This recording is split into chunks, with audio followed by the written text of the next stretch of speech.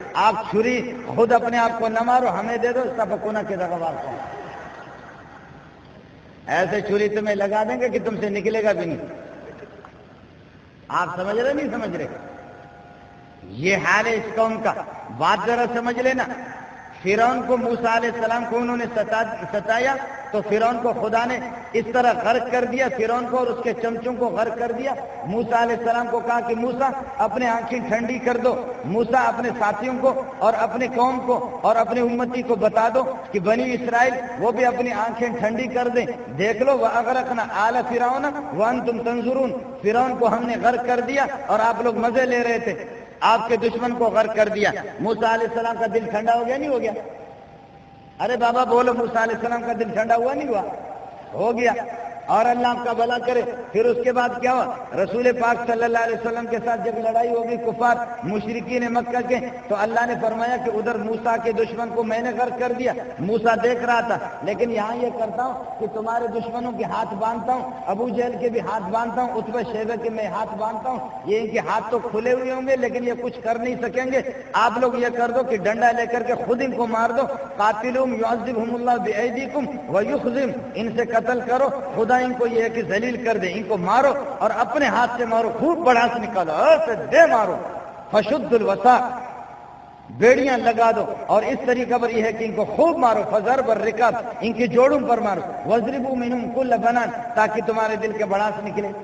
فرعون کو اس طرح موسیٰ علیہ السلام کا دل ٹھنڈا کر دیا کہ فرعون کو اللہ نے خود غرق کر دیا اور ان کے ہاتھ پاؤں باندھا، رسول پاک صلی اللہ علیہ وسلم کو کہا ان کو مارو۔ لیکن حضرت حسین والوں کا ان سب سے زیادہ فرعونیوں کے مقابلے میں یہ زیادہ خطرناک ہے، اور مشرکین مکہ کے مقابلے میں فرعون کو اللہ نے خود غرق کر دیا، اور ادھر مشرکین مکہ کے ہاتھ پاؤں باندھ دیے اور صحابہ کو کہا کہ تم مارو، اور ان کے بارے میں کہا کہ نہیں، کسی کو بھی آنے کی ضرورت نہیں ہے، ان کی عقل ایسی ختم ہوگی کہ چھری اقبل بلا سے اقبل کنا۔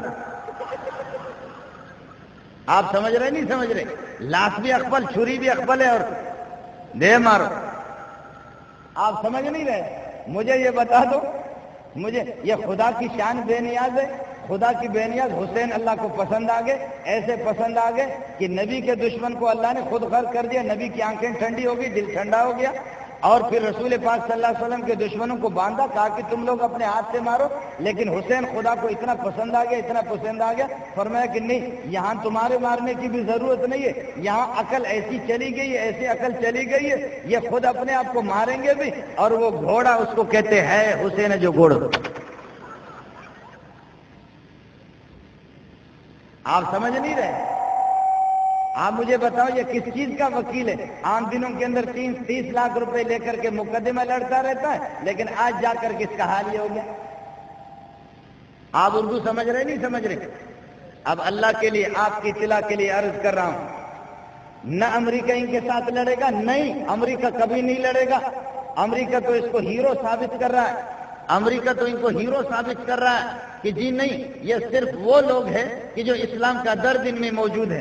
نہیں، آپ کی اطلاع کے لیے خاتم بدن خدا نہ کرے اور میری بات یہ بالکل غلط ہو جائے، لیکن جو حالات ان حالات کے پیش نظر لگ یہ رہا ہے، ان حالات کے پیش نظر لگ یہ رہا کہ رافضی آپ کے حرمین پر بھی قبضہ کرنے والے، امارات پر قبضہ کرنے والے، آپ کے پاکستان پر قبضہ کرنے والے، ایران کے تمام ان کے مدرسوں کے اندر میں گیا ہوں، جامعۃ الامام الخمینی کے اندر یہ کہتے ہیں کہ 10,000 طلبہ، 10,000 نہیں ہے لیکن 8,000 7,000 ضرور ہے، جامعۃ العلی المرتضیٰ کے اندر میں گیا ہوں، جامع فیضیہ قم کے اندر بھی گیا ہوں، محمود مراشی کے کتب خانے میں بھی گیا ہوں، پوری دنیا انہوں نے گھمایا پھرایا پورے ایران کو۔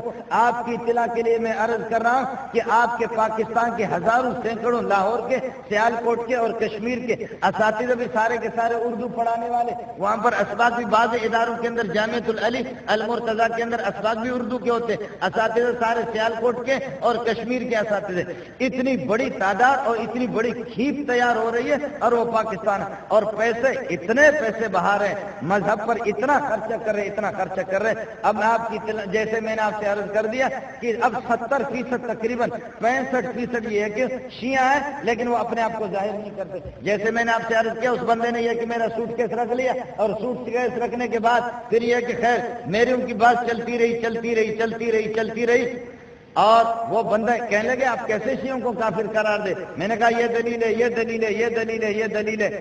وہ اتنا خوش، میں سمجھ رہا تھا کہ سنی ہے۔ وہ کہتے ہیں لعنت اللہ علیہ، ان پر لعنت ہو، شیعوں پر لعنت اللہ علیہ۔ یا شیخ ہکذا یقولون، اس طریقے پر کہتے ہیں بیان سیدنا ابا بکر صدیق وہ کافر مرتد، اس کو کافر مرتد کہتے ہیں۔ میں نے کہا ہاں۔ کہتے کہاں لکھا ہوا؟ میں نے کہا کہ اس فلاں کتاب میں۔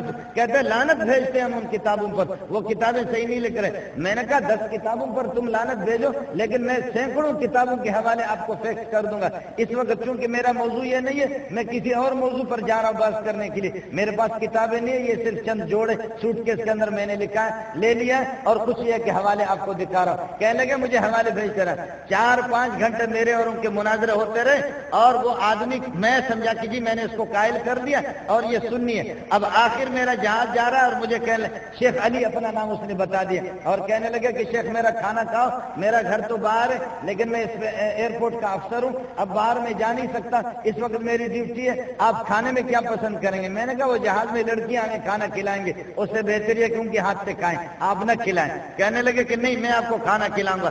بس چاول گوشت پتہ نہیں کیا کیا لایا اس نے کھلایا، میں نے سمجھا کہ سننی ہے۔ اب میرے جہاز کے اندر 10-15 منٹ باقی رہ گئے، 4-5 گھنٹے اس کے ساتھ میں بحث کرتا رہا ہوں۔ اب کہنے لگے یا شیخ منظور البلوچی، دکتور منظور البلوچی۔ میں نے کہا نام شیخ، کیا فرماتے ہیں؟ کہنے لگے کہ آپ کا کیا خیال ہے اگر کوئی آدمی یہ کہ آپ کے سامنے یہ کہہ دے کہ سنی مرتد ہے تو آپ اس کا کیا علاج کریں گے؟ میں نے کہا غیرت مند سنی ہوگا تو وہ خود مرے گا یا اس کو مارے گا؟ کہنے لگے آپ کیا کریں گے؟ میں نے کہا میں پاگل بلوچ ہوں، میں چھوڑوں گا نہیں، یا خود مروں گا یا اس کا کام کر دوں گا۔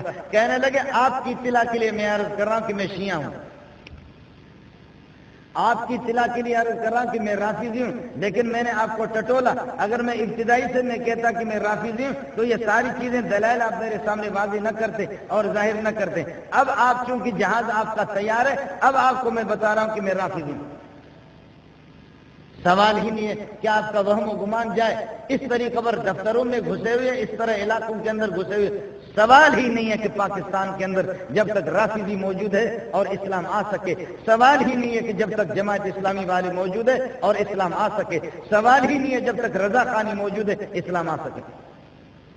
نہیں، اس طرح جب عقیدے کا تفاوت ہے، دین کا جب تفاوت ہے تو کسی صورت کے اندر کوئی چھوڑے گا نہیں آپ کو کہ اس طریقے پر اللہ آپ کا بھلا کرے، آپ یہاں پر یہ کہ اسلامی نظام کے لیے نافذ ہو، کسی صورت میں اسلامی نظام نافذ ہونے کے لیے وہ چھوڑیں گے نہیں۔ اس طرح یہ خطرناک، اس طرح خطرناک لڑکیاں دے دے، پیسے دے دے اور ایسے اپنے تبلیغات کرے۔ آج تک نور اللہ شوستری کو دیکھو، زندگی اس کی گزر گئی لیکن اس نے قاضی بنا، سنیوں کا قاضی بنا، حکومتوں کا قاضی بنا، لیکن اپنے آپ کو ظاہر نہیں کیا کہ میں سنی ہوں یا شیعہ ہوں۔ تفتازانی نے آج تک اپنے آپ کو ظاہر نہیں کیا۔ بہت سے لوگوں نے لکھا کہ سنی ہے، بہت سے لوگوں نے لکھا کہ شیعہ ہے، بہت سے لوگوں نے لکھا شافعی ہے، بہت سے نے لکھا کہ حنفی ہے، لیکن تفتازانی نے آخر تک اپنے آپ کو ظاہر نہیں کیا۔ نصیر اللہ توسی، اس کے پاس دونوں سامان تھے، وہ لڑکا بھی تھا، وہ لڑکی بھی تھی، وہ شوہر بھی تھا، وہ بیوی بھی تھی، دونوں راشن اس کے پاس مکمل موجود تھے۔ نصیر اللہ شوستری باقاعدہ وہ دونوں راستے اس کے جاری تھے، اس نے بیوی شادی کی تھی، دونوں وہ کھدڑا بھی نہیں تھے، مکمل دونوں راشن اس کے پاس تھے۔ یہ ان کی اکابرین میں نصیر الدین توسی، یہ نصیر الدین توسی ان کے۔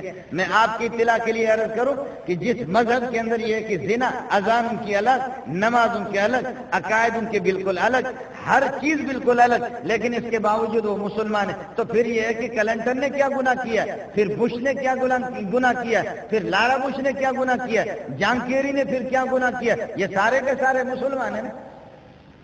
آپ کی مرضی ہوتی ہے کہ آپ جس کو مسلمان کہہ دیں، آپ کے مہر لگانے سے وہ مسلمان نہیں ہوگا، خدا کہہ جب وہ مسلمان نہیں ہے تو وہ مسلمان نہیں۔ اس لیے علماء کرام، آپ ان فتنوں کے لیے تیار ہو، نوجوانوں، اپنے ایمان کی آپ حفاظت کر لو، اور پھر ان فتنوں کو، ان کیا یہ ایسا خطرناک فرقہ ہے، ایسا خطرناک فرقہ ہے، یہودی کو آدمی پہچانتا ہے، نصرانی کو پہچانتا ہے، مجوسی کو پہچانتا ہے، ہندو کو پہچانتا ہے، لیکن ان کو پہچاننا کوئی آسان نہیں ہے۔ یہاں سے بوسہ لیں گے، ادھر سے بوسہ لیں گے، ادھر سے بوسہ لیں گے، اور پھر یہ ہے کہ بس یا حسینہ یا حسینہ کہنے لگے کہ آپ لوگ پنجتن پاک کو نہیں مانتے اور آپ لوگ ماتم نہیں کرتے، اس لیے کہ آپ لوگ پنجتن پاک کے غم آپ کو لائق نہیں ہے، تو اس لیے آپ قرآن کو بھی نہیں مانتے۔ میں نے عرض کیا کہ چلو ہم دیکھتے ہیں کہ ثقل اکبر کس کے پاس ہے۔ آپ کی اطلاع کے لیے عرض کر رہا ہوں، مولانا عبدالرحمن چابہاری، ایران کے تمام علماء گواہ، شیعہ ناصر مکارم شیرازی موجود تھے، شیخ حسین ہرساوی موجود تھے، آقا سلیمانی موجود تھے، علی تصغیری موجود تھے، شیخ جلال موجود تھے، یہ سارے کے سارے بڑے بڑے ان کی چوٹی کے مناظر موجود تھے۔ میں نے کہا فیصلہ کرنا آسان ہے کہ حسن حسین علی فاطمہ محمد رسول اللہ آپ کے پاس ہے یا ہمارے پاس ہے، اس کا آسان فیصلہ ہوگا۔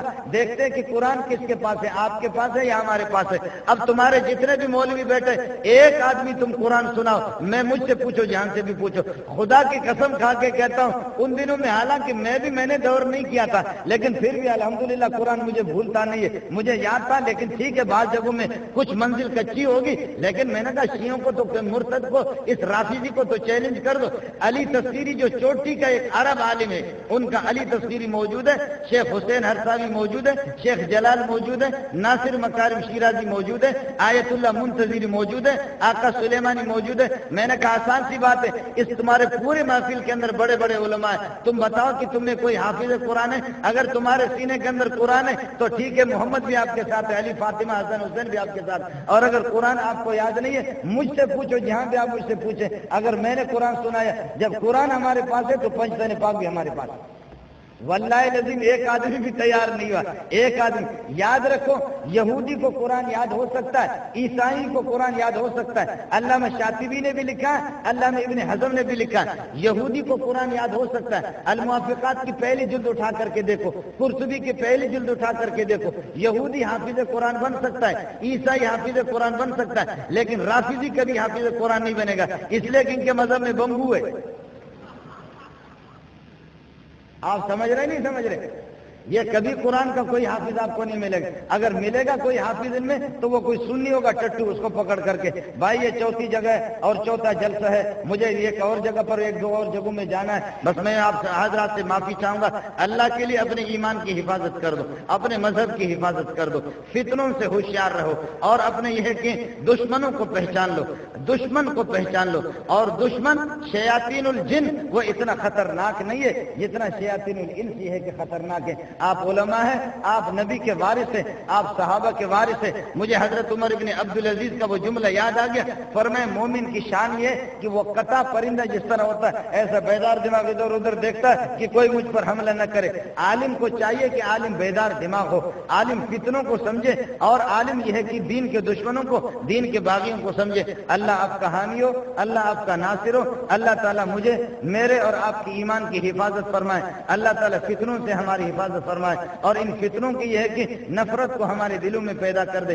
خدا ان دین کے دشمنوں کو ہدایت عطا فرما دے، اور اس قسم کے بے حیا مذہب سے ان کو توبہ کرنے کی توفیق عطا فرما دے۔ بصورت دیگر خدایا ان سے ہمارے ملک کو پاک کر دے، صفحہ ہستی سے ان کو مٹا دے۔ وآخر دعوانا الحمدللہ رب العالمین۔